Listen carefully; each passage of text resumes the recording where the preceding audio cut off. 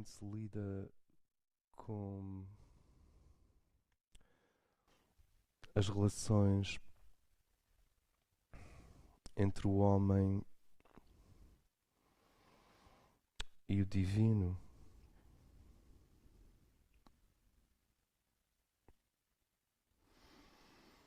são as escalas, a tremenda e indescritível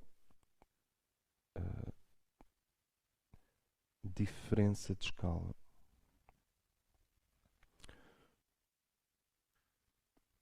Antes de mais nada, porque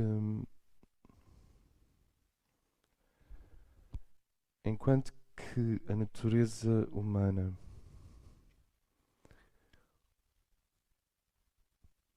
para evoluir no espaço e no tempo precisa de escalas, precisa de réguas, precisa de medidas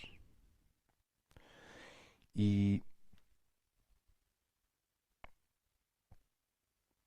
cresce, evolui, estabelece-se medindo e assimilando porções de medidas e de escalas e depois relacionando medidas. Nós medimos espaço, medimos calor, medimos cor, medimos som, medimos distâncias relativas, medimos o tempo, medimos os pesos, medimos... temos escalas. E relacionamos as coisas umas com as outras. Relacionamos os átomos com a biologia, a química com a farmácia. A farmácia é algo entre a biologia e a química.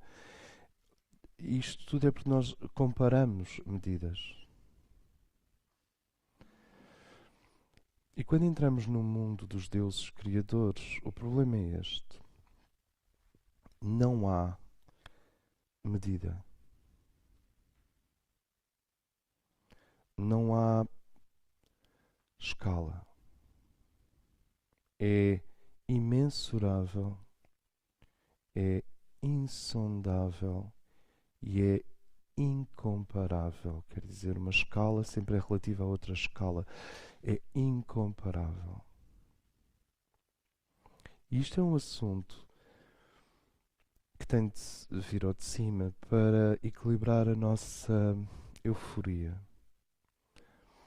Reparem, eu acho que as palavras estão a ser escolhidas com algum cuidado.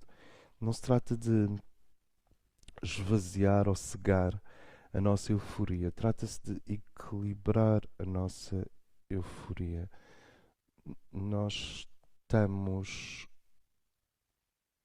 nos candidatando a uma vida dupla, como um agente secreto. Uma vida que tem uma face virada para o espaço-tempo e para o mundo da progressiva evolução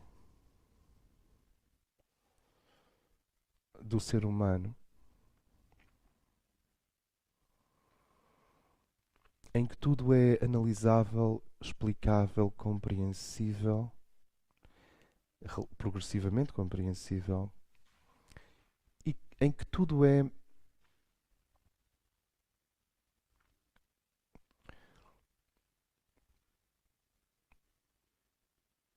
do desconcertante até à plena compreensão, há um arco, não? E todos nós já passamos por esse arco de isto é desconcertante para mim, até que compreendemos. Seja um metabolismo da natureza, seja uma espécie que nós nunca tínhamos visto na vida, seja um comportamento humano, seja um facto histórico, do desconcertante até compreender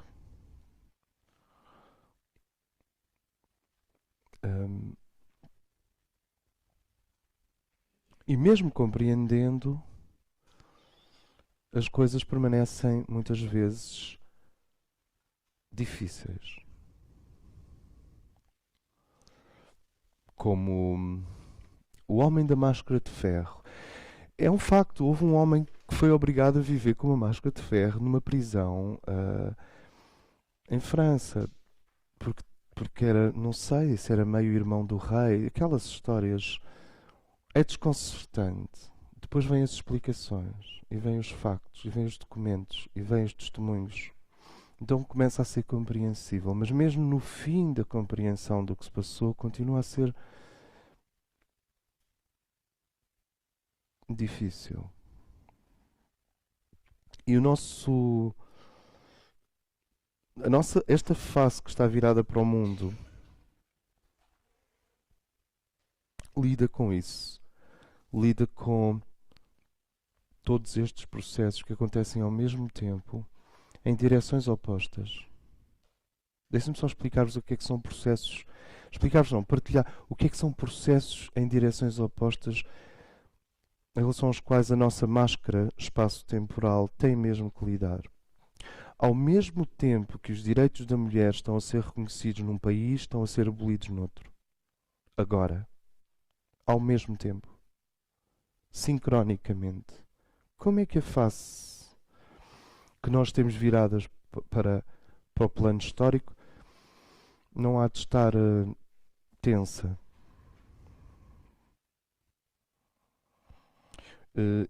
Este mundo é um mundo ainda de contradições flagrantes. Processos em direções opostas são esta descoordenação das mentes individuais e das mentes de grupo em relação à mente da Mãe Divina que envolve a Terra toda. Quando existir um alinhamento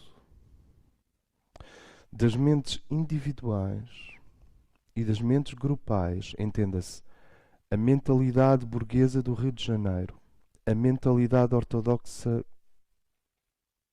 russa, a mentalidade científica universitária, a mentalidade de sobrevivência num bairro no Bronx.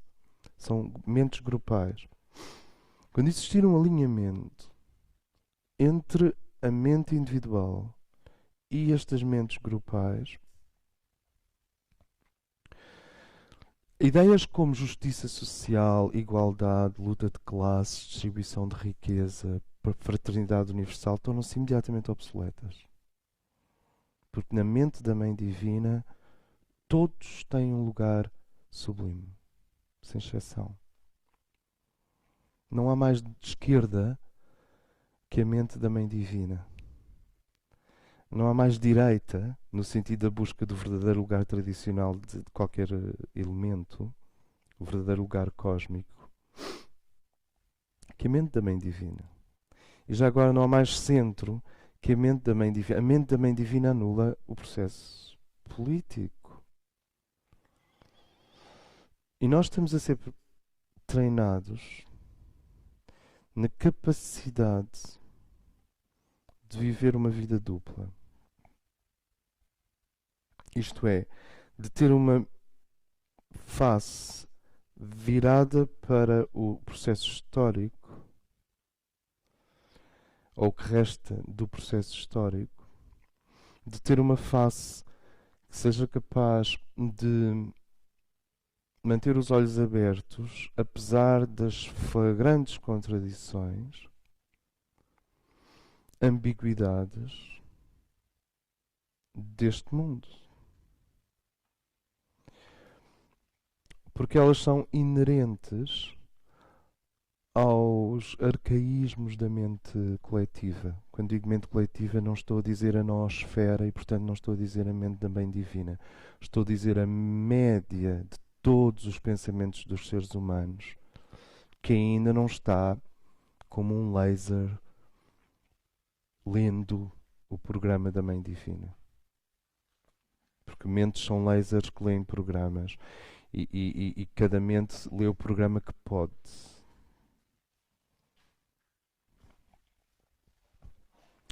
Simultaneamente, nós temos uma mente e uma face e um processo que está virado para o absoluto, e que está virado para a eternidade, e que está virado para o indeterminado sublime, o sublime indeterminado. Porque dizer infinito é muito material, é muito quantitativo. Qualitativo é dizer que Deus é inqualificável, em vez de dizer que Ele é infinito. Claro que uma coisa contém a outra. Porque infinito é qualificável. É sempre, basta acrescentar mais um, 22, 23, 24, vais acrescentando mais um. É quantitativo. Agora, indefinível contém infinito e, muito mais, e outras características que infinito não contém. Eu não sei se isto nos ajuda. Divino é muito mais que infinito, é inqualificável, é indeterminado. Qualquer aparelho conceptual que tu lances lá para dentro desaparece. Não volta, não, sabes? É como lançares uma pedrinha no Grand Canyon. Não... Entre estas duas faces, dentro de nós, e eu penso que vocês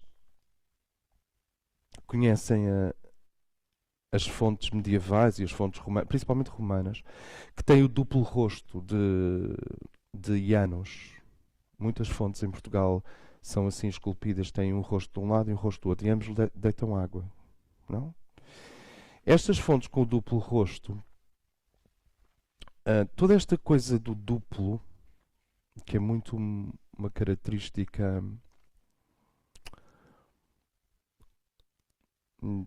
da passagem do Oriente para o Ocidente. Ou seja, o Oriente sempre se preocupou com a unidade transcendente. E quanto mais para o Ocidente, mais política, caça, cidade-estado, poder, clã existe. Há imensas exceções ao que eu estou a dizer. E ali, a meio entre o Oriente e o Ocidente, alguns países tiveram a função de fazer ligação. Turquia, Grécia, Itália. E é por isso que em Itália o elemento 2, a duplicidade, é tão forte, porque eles tiveram que olhar para o Oriente e olhar para o Ocidente. Tiveram que integrar o que vinha, até mesmo da herança de Alexandre da Macedónia, Alexandre Grande. Toda essa herança, todo esse império do Oriente. E o problema ocidental, o problema da estrada, do arco, do aqueduto, da ponte, da porta, das fechaduras, o problema do saneamento, da higiene, o problema da justiça, o problema do juiz, o problema de um código civil e assim sucessivamente.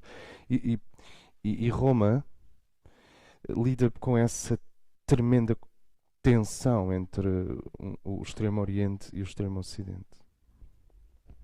Então vocês, na gênese mesmo de Roma, têm os dois gêmeos, Castor e Rómulo e Rémulo, que demonstram essa dupla natureza de Roma. A seguir vocês têm um dos símbolos, como se lembram, de César, que eram as duas chaves. Depois vêm-se a tornar as duas chaves do Papa, do papado. Outra vez um símbolo de duplicidade. E tem essa dupla fonte, que é o deus Janos, Janus. Se fizerem uma pesquisa, vão encontrar imensas fontes, imensas fotografias e estudos, inclusive, sobre Janos, que é esse deus que tem dois rostos, um virado para o Oriente, outro virado para o Ocidente. Isto ajuda-nos a compreender o problema latino. Não latino no sentido genético das pessoas serem latinas, mas latino no sentido estritamente cultural, em que tu recebes, através de Constantinopla, um tremendo bombardeamento de informação oriental, que aponta para o transcendente, e recebes vindo dos povos anglo-saxónicos e dos povos bárbaros e toda esta corrente que vai desde a Alemanha até a Península Ibérica, uma necessidade de politizar. E isto, se me permitem, quase que fragmenta a psique latina. E isto faz de Roma um dos sítios mais obscuros da face da Terra e justamente onde o grande peregrino escolheu colocar uma das suas peças fundamentais. Espero que Pedro não se importe de lhe chamar uma peça. Mas pedra, peça, também não é assim tão... Colocar uma das suas peças fundamentais porque sabia que ali havia uma grande conflagração de forças. O que faz de Roma uma cidade que um indivíduo lúcido se interroga seriamente se quer lá pôr os pés. E o contrário também é verdade. Não ir a Roma, não sentir o que se passou ali, pode ser uma lacuna na formação de alguns indivíduos. Não todos, obviamente. Mas as duas chaves, o Janus, o Oriente-Ocidente, o verdadeiro problema é do discípulo. É teu. Isto é, nós temos, como se disse, um rosto que está virado para as grandes contradições do mundo e que é reconhecidamente difícil não fechar os olhos perante essas contradições. O indivíduo tem que ter uma amplitude espiritual, histórica, antropológica, psicológica e amorosa, compassiva, imensa, para conseguir abarcar o mundo. Nós não sabemos se o Hemingway conseguiu abarcar o mundo, ou se o Saramago conseguiu abarcar o mundo. Não temos a certeza. Os Pablos Nerudas e as Isabéis Allendes e as Marguerites e os Senás, será que abarcaram o mundo? Eles tentaram. O trabalho dos grandes escritores parece ser esse. Olhar para o mundo sem fechar os olhos. Quer dizer, esta expressão é muito estranha. Não fechar os olhos perante o mundo. É isto. Provavelmente uma boa parte... Peço desculpa, eu estou a divagar, mas já lá vamos. Uma boa parte da grande literatura, da literatura em geral, tem a ver com isso. Olhar para o mundo e não fechar os olhos, não é? Porque Rio de Janeiro, então, tu tens comida, grandes quantidades de comida que é desperdiçada em casamentos com 500 convidados em palacetes portugueses no Rio de Janeiro. Eu assisti a um deles, fascinante. E, obviamente, 500 metros abaixo, ou 1 km abaixo, realmente existe fome num grau que não existe em Portugal. E é tudo muito bonito, não é?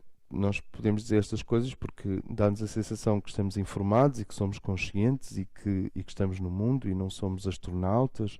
Estamos aqui, temos consciência do sofrimento. Mas, antes de mais nada, o que eu quero dizer é que isto é só uma parte da dualidade, que é a dualidade histórica.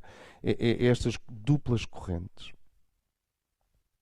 Quer dizer, tu ainda tens países onde o clitóris é xizado, é cortado, e tens sítios onde está a haver não sei, há uma revolução sexual permanente, como na Holanda, que é o oposto. Tens sítios onde os animais domésticos são ingeridos ou seja, não são animais domésticos. Tens sítios que tens cabeleireiros, aqui em Cascais tens cabeleireiros para cães. Tens sítios onde as pessoas têm quase medo de sair de casa, culturalmente. Não se trata de nada sobrenatural, não há nenhuma polícia. É culturalmente sair de casa. Há medo. E depois tens indivíduos a tirar-se de falésias com paraquedas e a fazer bungee jumping e desportos radicais e estão no polo oposto.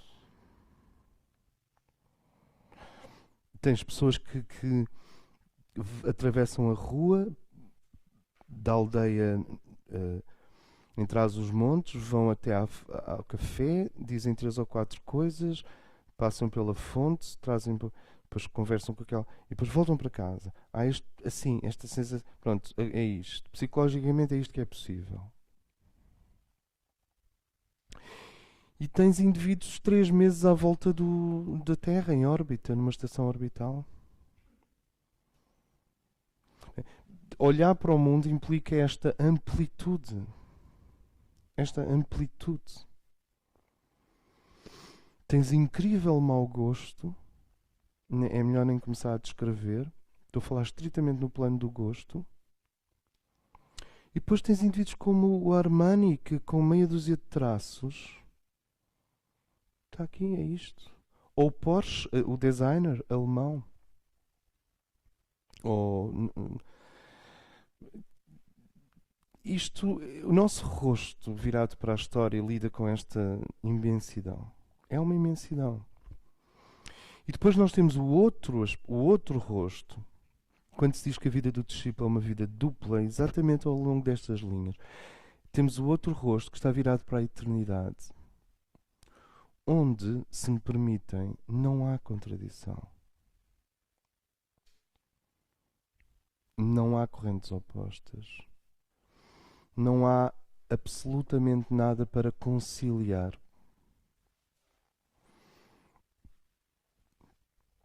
É indeterminado,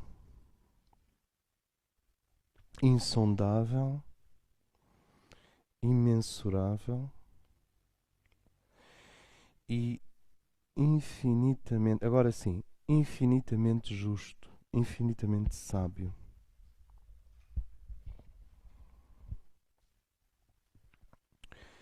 E um discípulo é um ser, como se disse, convidado a viver esta duplicidade. E o outro fator, aliás, aquele fator que nós começámos por colocar,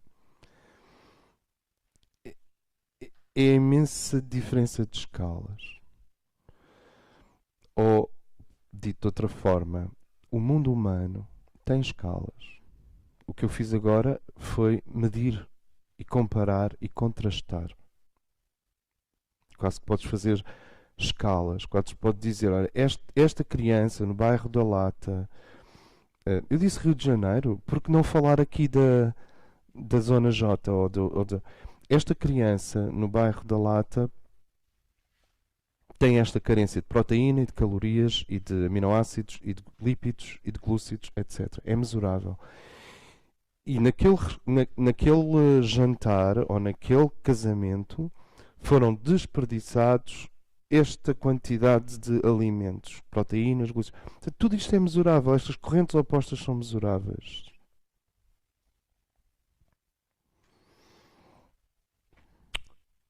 Mas o mundo interno para o qual o nosso rosto secreto está virado contempla o imensurável.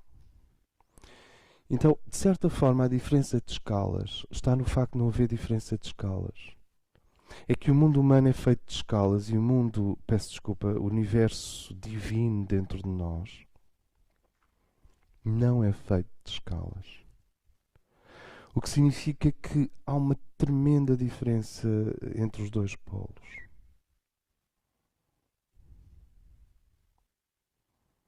Então, existem dois processos psicológicos. O processo psicológico do rosto que tem de abarcar a imensidão do mundo sem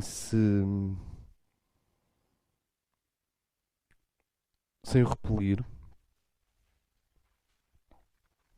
E o processo psicológico do indivíduo que sente os dois rostos dentro dele, o que está virado para o mundo e o que está virado para os planos internos, e que tem de lidar precisa de lidar com a diferença de naturezas. Sentem que isto são dois processos psicológicos independentes. Um consiste em aceitar o humano nas suas contradições. E outro consiste em aceitar a diferença entre o humano nas suas contradições e o divino na sua total ausência de contradição.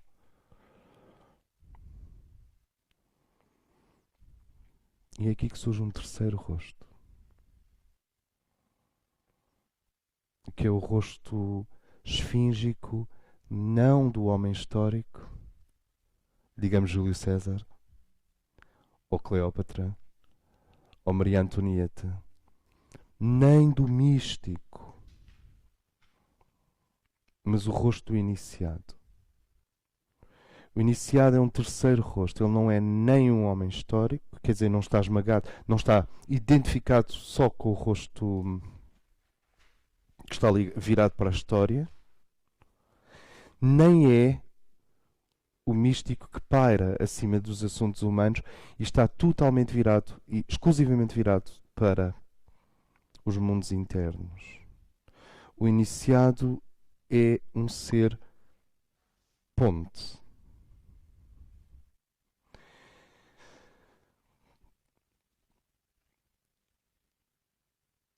É um terceiro rosto. Como nós temos dito várias vezes, é uma terceira posição. Porque ele oferece a sua existência para a união entre estes dois rostos anteriores. Esse é o problema de Roma. Tem duas chaves, falta-lhe a terceira chave. Tem a chave de prata, tem a chave de ouro, mas não tem a chave de luz. Ou seja, tem a chave do poder temporal, tem a chave do poder da autoridade espiritual, mas esta chave aqui, que é a chave que une os dois, não está lá.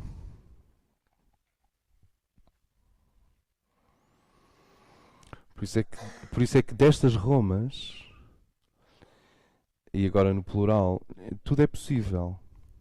Menos uma síntese planetária. Menos uma síntese entre as duas psiques. A psique humana, que contempla a dualidade, e a parte do nosso ser que está de tal forma virada para o alto, que é tão insondável quanto o próprio alto para o qual está virado.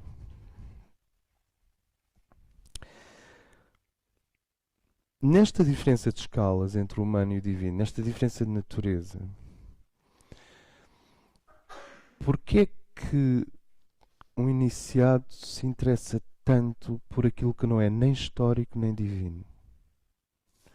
Por aquilo que nós podíamos chamar subabsoluto. Ou por aquilo que nós podíamos chamar oculto. Vocês conhecem o discurso teológico clássico? Se Deus escondeu as suas coisas, não é para o homem as estudar. São segredos de Deus. Quem somos nós para olhar para esses segredos? Isso é claramente o rosto do místico a dizer ao rosto humano que não se querem encontrar. Conhecem este discurso? Não compete aos homens saber as coisas dos anjos. O que Deus escondeu, só as forças involutivas, tipo Satan e seus muchachos, só Satã e a sua equipa mexicana é que iria mexer nisso e dar isso aos homens e assim sucessivamente. Quer dizer, não há alternativa entre a parte do ser que está virada para o insondável e que só pode contemplar, porque entre o rosto dentro de nós que ama Deus e Deus, não há linguagem. E quando não há linguagem, sabem o que é que fica? Contemplação. A contemplação está no fim da linguagem. Assim como o mutismo do homem pré-histórico está no início da linguagem. São os dois grandes silêncios. Tu tens o silêncio de uma guitarra que nunca tocou nada, acabou de ser fabricada, foi afinada, está ali na loja. Nunca tocou nada, está em silêncio. E depois tens o silêncio de uma guitarra que um grande guitarrista, depois de dar um concerto ao vivo, ficou tudo assim, pôs a guitarra para ir jantar.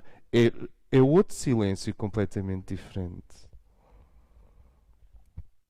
Então, vocês, no universo da variação e das ondas, nós temos estes dois extremos. O mutismo, digamos, pré-neandertal, porque já no Neandertal já toda a gente falava imenso e conversava imenso. O mutismo, digamos, do homem cujo aparelho vocal está ainda está a despertar. Uma pré-linguagem, se quiserem. E o silêncio que nós, em termos, digamos, gnosiológicos, chamamos contemplação. que já é um silêncio final. É um silêncio que transcende todo o entendimento, portanto transcende toda a linguagem. Que é o silêncio dos grandes contemplativos, dos grandes místicos, daqueles seres que se elevaram de uma forma tão estável ao rosto de si mesmos, que contempla a eternidade, que transcenderam a linguagem. Eu não sei se sintetizaram, só transcenderam. E essa é a diferença entre um ser que quer sair da Terra e que quer transcender e um operador planetário que quer fazer uma síntese. A Air School é uma escola de preparação para as iniciações, portanto é uma escola de preparação para a síntese, não é uma escola de transcendência. Ainda que nós, se nos portarmos bem, vai haver muitas cerejas no topo do bolo. Mas o objetivo não é a transcendência, o objetivo é a síntese. E a história da linguagem é a história da consciência, é a história da mente, é a história da história. Se há uma história das ideias, se há uma história da história, se há uma história das lutas entre povos, se há uma história, olha, se há a tua história, e se há a história da tua mãe, a história da tua prima, e a história dos teus tios, e a história de como eles vieram do campo para a cidade com uma mala, se existem estas histórias todas dependem de dois pontos de tensão. Uma pré-história, quer dizer, um silêncio obscuro rumo a um mutismo indiferenciado, e a contemplação mística suprema, que é uma coisa pela qual eu tenho total reverência, que é a vida reverencial de sexto raio, que inclui, digamos, a religiosidade mais afinada, que é esse momento em que a monja transcende completamente o corpo, transcende a psique individual e é levada aos céus, gnusiologicamente. Ela não foi levada aos céus porque as outras continuam a olhar para ela, mas ela foi gnusiologicamente levada ao céu e entrou em contemplação, em oração. O termo Teresa d'Ávila é oração, acho eu, não locutória, portanto é uma oração sem palavras. E Deus e o homem nessa mulher se contemplam em silêncio. Deus contempla o homem, quer dizer, o ser humano, e o ser humano contempla Deus em silêncio. E esse silêncio final tem muito a ver com a energia de peixes em astrologia, mas é tipo 29 graus de peixes. Esse silêncio final, obviamente, que pode ser justaposto ao silêncio inicial, mas são universos à parte. Justaposição não é equivalência. Não é? Um velhinho muito velhinho é como uma criança muito criança, mas estão em universos à parte.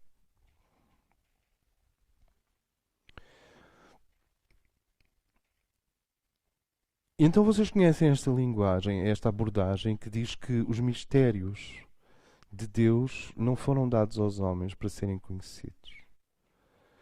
E que é uma arrogância, o que eu compreendo, e que é uma invasão, e que é fundamentalmente luciferino, ou é negativo, explorar os mistérios de Deus. Esta é a linguagem que separa claramente o mundo dos homens, em termos de uma psicologia espiritual, a face do teu ser de anos que está claramente virada para o mundo e que tem que sofrer as contradições do mundo,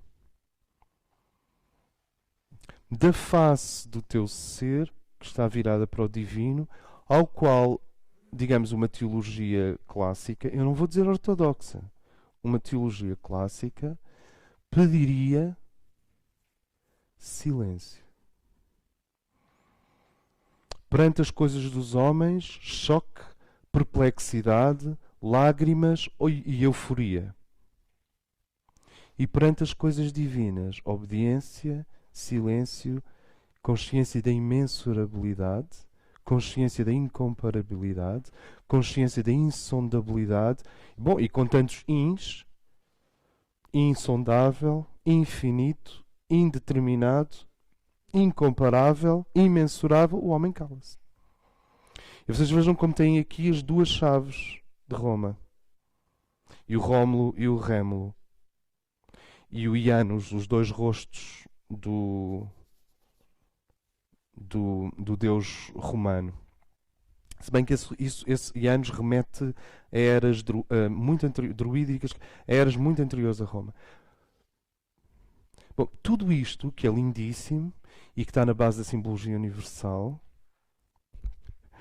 para um operador planetário é profundamente estranho. Quer dizer, não lhe é estranho porque acabámos de descrever, mas não é o trabalho dele. O nosso trabalho não é nem a chave de prata, nem a chave de ouro, mas esta terceira chave. Não é nem a chave dos assuntos terrestres. Lembram-se a César o que é de César? Nem a chave dos assuntos celestes, a Deus o que é de Deus, ou a Cristo o que é de Cristo, num certo sentido. O nosso trabalho é esta terceira chave, que é aquela que não vem nem desta linha, nem desta linha, mas de cima, se virem isto a 3 dimensões. Conseguem ver este símbolo a 3 dimensões em vez de vê-lo a 2 dimensões?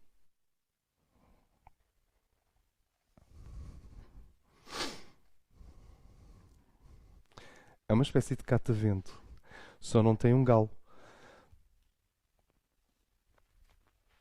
Ou tem?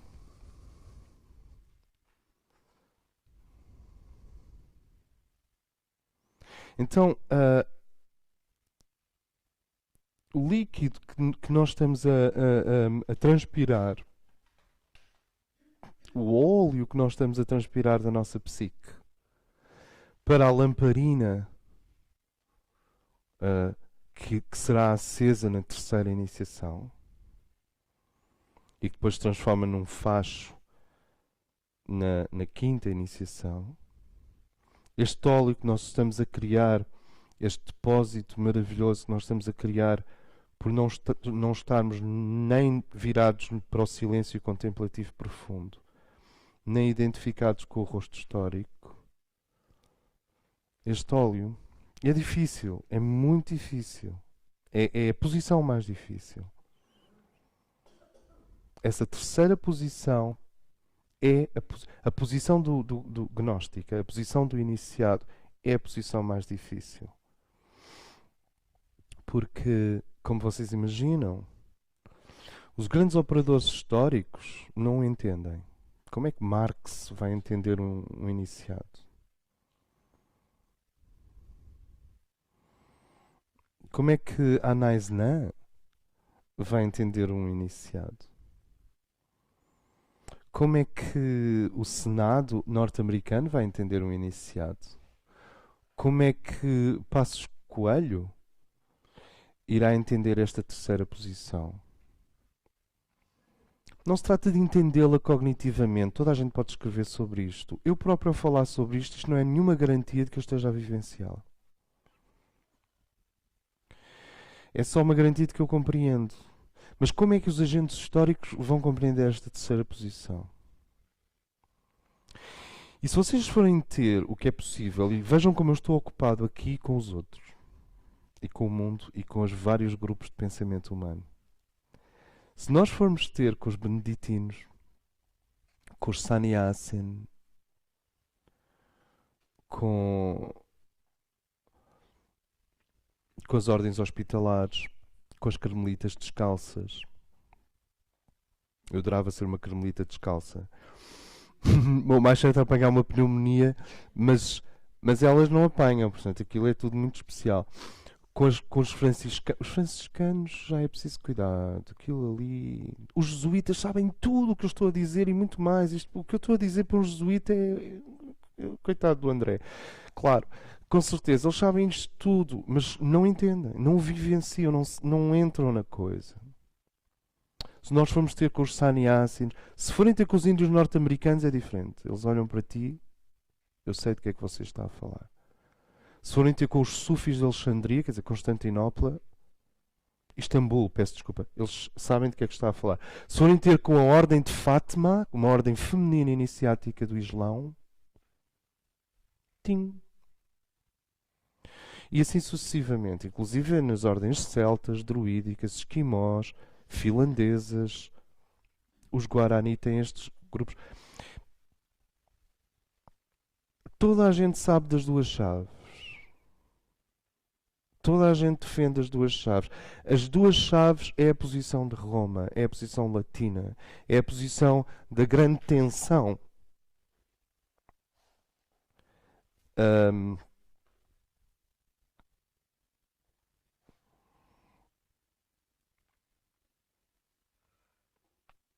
Dentro do logos planetário, numa certa fase do seu desenvolvimento.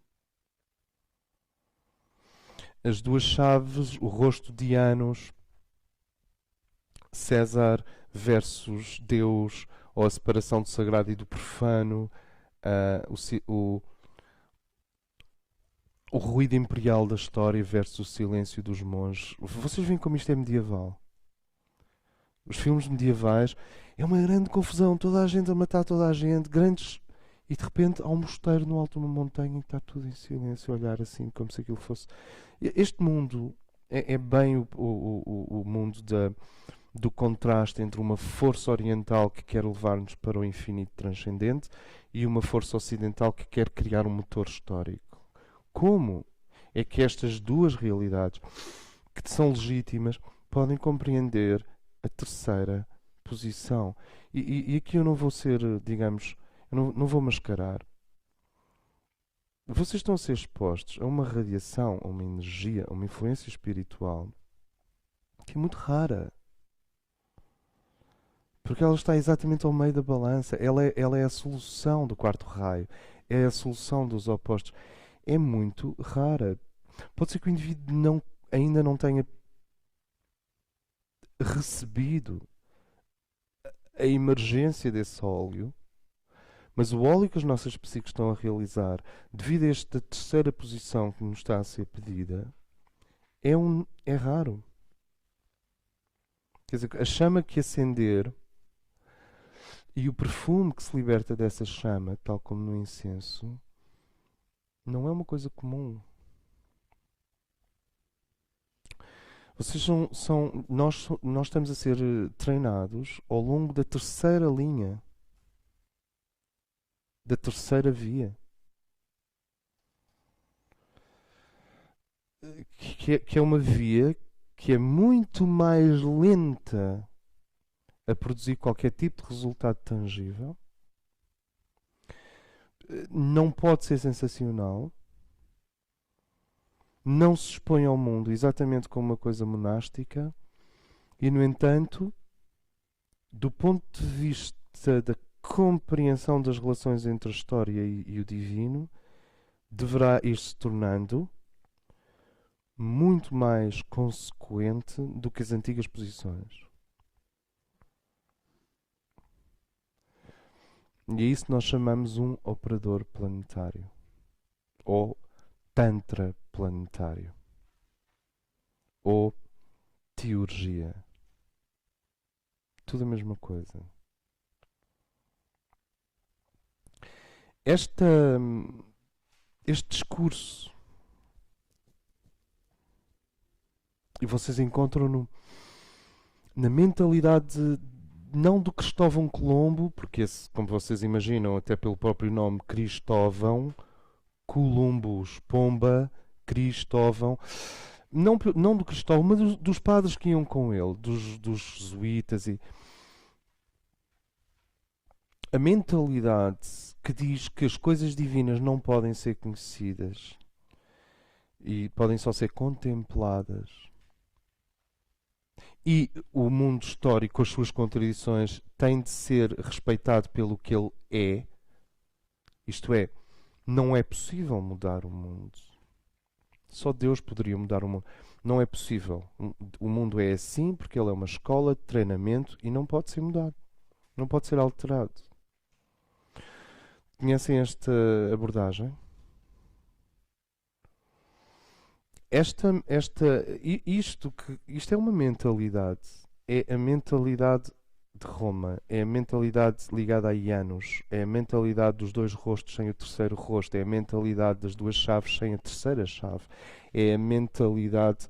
Inclusive, vocês têm esta cruz, não sei se conhecem, que é a cruz do Vaticano.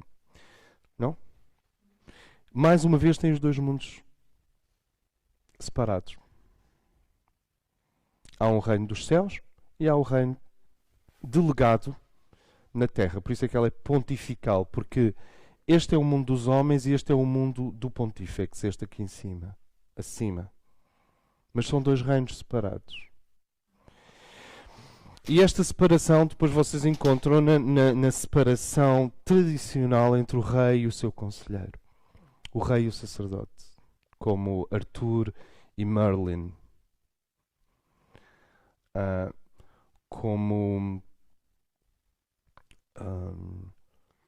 o oráculo e o imperador. Ou a pitonisa e o imperador. E a divisão entre Confúcio, homem de Estado, e Lao Tse, contemplativo, num nível... Não há mais contemplativo que Lao Tse. Acho eu. E esta terceira posição é a posição em que nós nos ocupamos, vê bem, da interseção entre o mundo celeste, imensurável, insondável, incompreensível, indescritível, e o mundo terrestre, intenso, spicy, condimentado, contraditório, injusto, em que parece haver uma incrível cegueira nas trocas ou nas partilhas. Quer dizer, coisas correm para a esquerda a toda a velocidade e outras coisas correm para a direita a toda a velocidade. E essa é a grande fricção que eu tive a descrever até agora. Esta interseção é também um mundo. É um poder, é uma realidade. E é a realidade que irá abrir as cortinas, eu vou dizer isto de outra maneira, que irá abrir as comportas de par em par da nova Terra. A nova Terra, regida pela lei de Aquário, não é uma terra de místicos e não é mais uma terra de políticos históricos. E a defesa mútua destas duas posições é mais ou menos esta. Se não és um político histórico, só vais ser um místico. I'm sorry. Gostei muito de falar consigo. Passo sempre. Aprendo muito consigo. Eu depois passo lá pelo seu mosteiro. Foi tão bom. Aprendo imenso consigo. Agora tenho que voltar ao mundo real. Esta é a posição do político histórico em relação ao contemplativo. E a posição do contemplativo em relação dos místicos, em relação ao místico histórico, perdão, ao político histórico, é mais ou menos esta. Coitado, é escravo dos sentidos. E depois há uma infinita variação ao longo disto. É escravo da mente, é escravo de Lúcifer, é escravo do poder, é escravo do dinheiro. Conhecem o discurso? Isto tem que ser completamente varrido. Estas posições têm que ser completamente varridas. Elas são como folhas podres no outono. Até ficam bonitas no chão. Mas já não vem mais vida dali.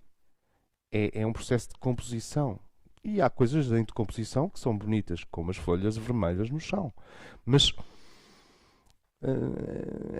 em termos, digamos, cósmicos, não é diferente do que um cadáver de um cão. Só que são folhas de plátanos, Mas o que está a acontecer é a mesma coisa, é uma decomposição. E vocês sabem quem é que se alimenta de decomposições? Esta terceira posição é a posição que permite inaugurar no horizonte dos eventos humanos uma não uma iluminação da mente humana na direção da mente planetária, que é exatamente a mente divina da mãe, a mente da mãe divina. A mente divina da mãe divina. E uma das grandes qualidades da mente da mãe divina é que tanto inclui o infinito transcendente como o problema histórico absolutamente resolvidos. Esse é o poder de Atenas. Isso é diferente de Roma. Esse é o poder de Palas, é o poder de Urânia. Não confundir com Urântia. Urânia, a deusa celeste. É o poder de Electra. É o poder de Sofia. A mãe divina, enquanto mente, não é, isto é muito real para as mulheres, para os indivíduos que estão neste momento exprimidos através de corpos femininos. E, portanto, têm uma psique feminina e têm uma psicologia profunda feminina. Não é só o corpo que é feminino, a psique também. É que esses seres estão, os seres femininos estão em ressonância, têm uma via privilegiada com a Mãe Divina. Eu não digo que as árvores também não tenham, que os poetas não tenham, que as crianças não tenham e até que certos cientistas não tenham, mas o indivíduo encarnado num corpo feminino tem uma psique otimizada para se sincronizar com a Mãe Divina. E a competência da Mãe Divina é que ela é anterior, como luz eterna, e posterior, como luz gnóstica. E qual é a diferença entre lux eterna e luz gnóstica? É que a lux eterna dá origem à mente e a luz gnóstica assimila a mente. Consigo-me fazer entender? Mas são a mesma. Porque a origem e o fim são o mesmo. Só que, entretanto, nasceu um ser que sabe. E antes era só a luz eterna, não havia um ser que sabe. E aqui há a luz eterna e a luz gnóstica e existes tu também, um ser que sabe. É bom. E a Mãe Divina viu que era bom. Senão não teria sido feito assim. E as confusões que existem entre a menina calce porque as coisas de Deus não podem ser conhecidas e o indivíduo que diz Deus não existe. Conhecem estas duas posições, o ateu e o contemplativo silencioso reverencial. Estas duas posições, que neste momento são inúteis para resolver o problema do planeta, estas duas posições acabam por confundir a luz eterna com a luz gnóstica e com a mente planetária. Fica tudo misturado, fica tudo indefinido. Estas coisas intermédias, isto é, que não são nem absolutas, são subabsolutas e não são de todo históricas, são-nos apresentadas pela mente diamante, pela mente luminosa, pela noosfera, pela mente da Mãe Divina.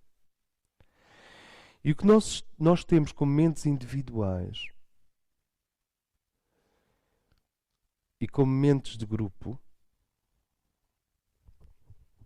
como se disse há bocado, a mentalidade de uma favela ou de um bairro da Lata no Rio de Janeiro ou em Lisboa. Há ali uma mentalidade. A mentalidade da alta burguesia em Beverly Hills. A mentalidade do Parlamento Europeu. A mentalidade de um desportista. Isto são mentalidades, são mentes, são são coisas mórficas. No fundo são formas. e a mentalidade do indivíduo são como lasers deficientes que não conseguem ler o disco da noosfera. Vocês têm este Blu-ray, que é a noosfera. Ali está a informação da Mãe Divina. Uma informação que anula não só as diferenças contraditórias da história, meus irmãos, como anula a diferença astronómica telescópica entre o mundo dual humano e o mundo da unidade divina. Sentem o que é a Mãe? Ela tem a chave do intermédio, ela tem a ponte. Ela consegue atrair tudo para um ponto, digamos, sacramental, matrimonial. O que é tudo? Físico, emocional, mental, prânico, chácrico, histórico, dual. Ela consegue atrair isso tudo para esse nível. Daí a ideia de virgem. Tem isso tudo para o nível sacramental e ao mesmo tempo criar sequências do divino que podem, num ciclo planetário, e não de alfa para ômega, mas num ciclo planetário, fazer uma sociedade perfeita, uma sociedade justa, uma sociedade curada. Quem cura o mundo é a Mãe.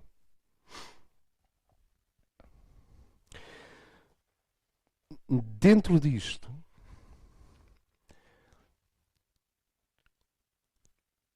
enquanto que um operador planetário contém em si, olhem bem para vocês, contém em si as competências furiosa do operador histórico e infinitamente pacífica do contemplativo transcendente. Isto para dizê-lo de alguma maneira. Isto é, contém em si a competência de um economista, de um político, de um médico, de um pragmático, de um realista, do racional, e mais o que cada um quiser acrescentar a esse processo histórico. Isto tem que estar contido em nós. O que é para varrer são as posições relativas, não a coisa em si. Isto está contido. E o silêncio, essa paz profunda, mais alta do contemplativo planetário, precisa de estar cá também. Enquanto um operador planetário contém estes dois, e portanto não exclui nenhum deles, ele foca fundamentalmente o mundo dos deuses criadores. O mundo dos deuses que estão a tricotar, a conciliar, a gerar um processo de fusão entre o divino e o humano. Por isso é que eles são tão estranhos aos materialistas e tão estranhos aos teólogos contemplativos e aos místicos contemplativos. O ocultista é essa terceira posição. Aqui, iniciado, ocultista, gnóstico, teurgo ou operador planetário, é a mesma coisa. E esse é um mundo em que, em vez de Deus ser visto como totalmente ex machina e a matéria ser vista como uma massa cega, vibrante mas cega, nós focamos. E agora sim, o Tantra planetário. Dito de outra forma, alquimia planetária. Dito de outra forma, a ligação céu-terra ou o casamento entre o céu e a terra à escala planetária.